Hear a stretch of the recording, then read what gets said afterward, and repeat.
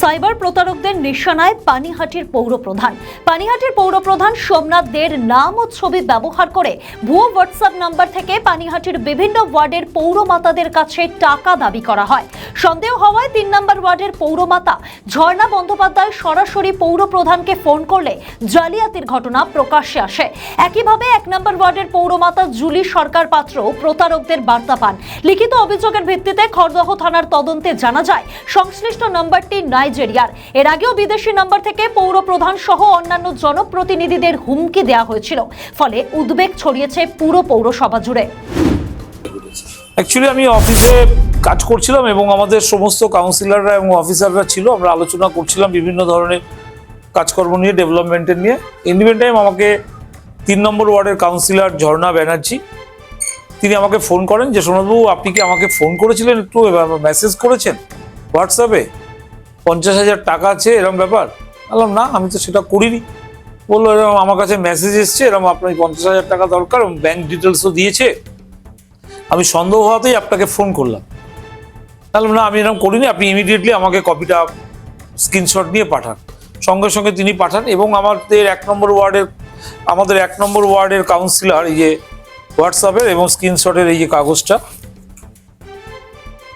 কি লিখেছে সেটা 50,000 টাকা এবং তার ব্যাংক ডিটেলসও দিয়ে দিয়েছে এবং এই যে হোয়াটসঅ্যাপে আমার ছবিটা ব্যবহার করেছে, হ্যাঁ করে তারা করেছে। এবং যেটুকু দেখতে বুঝতে পারছি 11টা নাম্বার থেকে ফোন, 11 নাম্বার, এই যে আমার ছবি লাগিয়ে, মানে ইন্টারন্যাশনাল নাম্বার এটা।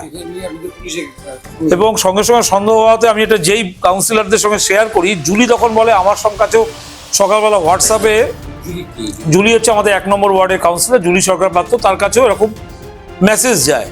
ওরও সন্দেহ হয় যে দাদা তো এইভাবে কথা বলে না।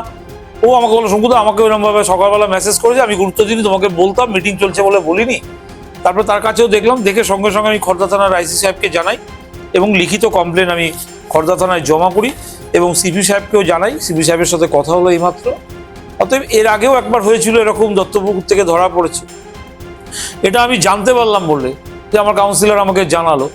তাই আমি আপনাদের মধ্যে দিয়ে আমি সাধারণ মানুষের কাছে এবং যাদের কাছে আমার নাম্বার বা হোয়াটসঅ্যাপ ব্যবহার করে ফোন যাবে তাদেরকে বলবো একটু সচেতন থাকতে এবং যদি কোনো রকম এরকম ফোন যায় সঙ্গে সঙ্গে যেন আমাকে কন্ট্যাক্ট করে এবং কোনো রকম যেন এরকম এই যারা এইসব ঘটনার সঙ্গে যুক্ত তাদের ফাঁদে যেন না পা দেয়। টাকা পয়সা লেনদেন বা যে কোনো ব্যাপারই যদি একবার কোনো হোয়াটসঅ্যাপ কল যায় আপনাদের কাছে বা মেসেজ যায়, সঙ্গে সঙ্গে যেন আমাদের সঙ্গে একবার আমার সঙ্গে অন্তত কন্ট্যাক্ট করে। কত টাকা চেয়েছে? এটা 50,000 টাকা চেয়েছে, সে তার অ্যাকাউন্ট নাম্বারও দিয়ে দিয়েছে। এবং এরা যেভাবে ইংলিশে মেসেজ করেছে, আমার যতদূর মনে হয় এরা ইংলিশটাও ভালো জানে না, এরা ট্রান্সলেট করেছে, ওদের ভাষাকে দিয়ে ট্রান্সলেট করেছে। এবং নাম্বারটা নিয়ে যখন আমি কমপ্লেন করতে যাই দেখি 11টা নাম্বার, 8494701551 ইন্টারন্যাশনাল কল নাম্বার এবং ইন্ডিয়ান ব্যাংকের অ্যাকাউন্ট নাম্বার দিয়েছে, আইএফসি কোড দিয়েছে, দিয়ে 50,000 টাকা ক্লেম করেছে। এই যে চিঠিটা না, টাকা না দেওয়াতে তিনি তার সন্দেহ হয় যে চেয়ারম্যান আমার কাছে 50,000 টাকা চাইবে। এটা সন্দেহ হওয়াতে তিনি আমাকে সঙ্গে সঙ্গে ফোন করে, যার ফলে আমরা জানতে পারি। অতএব কার কাছে কি ফোন যাচ্ছে, কারা কি করছে যদি না বলে আমরা জানতে পারবো না। অতএব এই যারা ফ্রড করছে, যারা যুক্ত আছে, আমি আপনাদের মাধ্যমে সাধারণ মানুষের কাছে বলছি, চেয়ারম্যানের হোয়াটসঅ্যাপ ব্যবহার করে, চেয়ারম্যানের ছবি ব্যবহার করে যারা করছে তাদের বিরুদ্ধে আপনারা সচেতন হন। শুধু চেয়ারম্যান কেন, যে কোনো ব্যাপারে যদি আপনাদের কাছে হোয়াটসঅ্যাপ যায় বা পয়সা কড়ি বা আর্থিক লেনদেনের ব্যাপারে বা মনিটরিং কোনো প্রবলেম থাকে, সঙ্গে সঙ্গে যেন ফোন করে আপনারা আগে জেনে নেবেন, তারপরে সেই ফাঁদে পা। আমাদের ভিডিও ভালো লাগলে লাইক ও শেয়ার করুন, কমেন্ট সেকশনে আপনাদের মতামত জানান। আরও ভিডিও পেতে আমাদের চ্যানেলটিকে সাবস্ক্রাইব করুন এবং প্রতি মুহূর্তে খবরের আপডেট পেতে প্রেস করুন বেল আইকন।